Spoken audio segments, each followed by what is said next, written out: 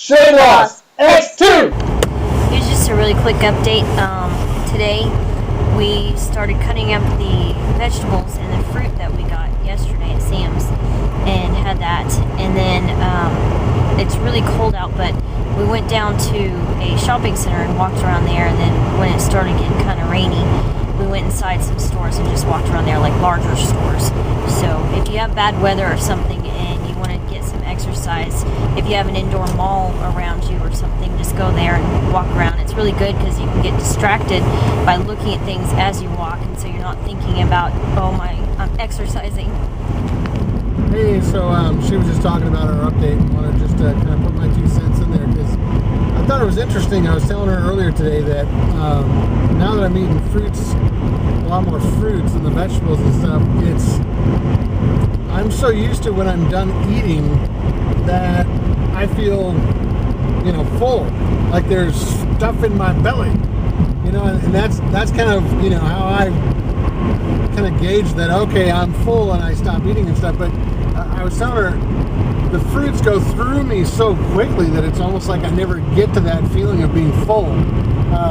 So that's something that I'm going to just kind of have to get used to and sort of change, as we go along here, because I think that's more of a habit thing than it is, a physical thing. Because I've since we ate, we did stop by Taco Bueno. We had a couple of bean burritos today each, but other than that, it was fruit this morning, and we'll probably have some fruit when we get home now.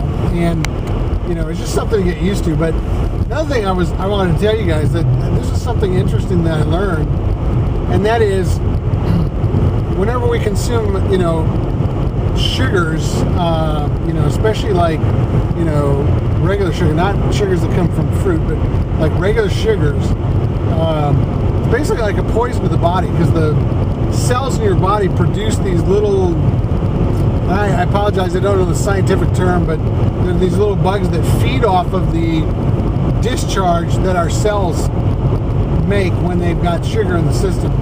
And those little bugs actually are tied into our nervous system, so that when you start to eat natural foods and start taking sugar out of your diet and start eating raw foods, these little things that feed off of that waste, they start to die off. And when they die off, they literally put this, I guess, craving in your nervous system that causes you to crave the sugars and crave, the caffeines and that kind of thing that these things have been living off of. So somehow they actually can tie into our nervous system. So that's the thing. When you think about it, is that when they are in your bloodstream and you're trying to start eating healthy, you got to know that it's going to be more, not just an emotional thing,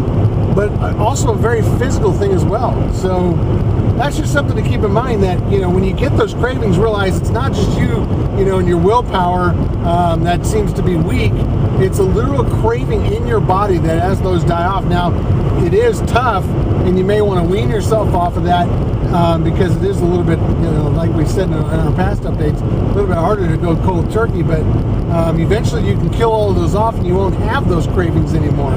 And if you notice, like Shay, after he got to the 20-day mark, and just with the raw fruits and vegetables, he was talking about losing those cravings. And so if you're having those cravings, hang in there, because I've got them, and they'll continue on for a little bit longer until those little things start finally die off. So anyways, that's kind of our update for the day, and short and sweet, but we'll see you guys on the next update.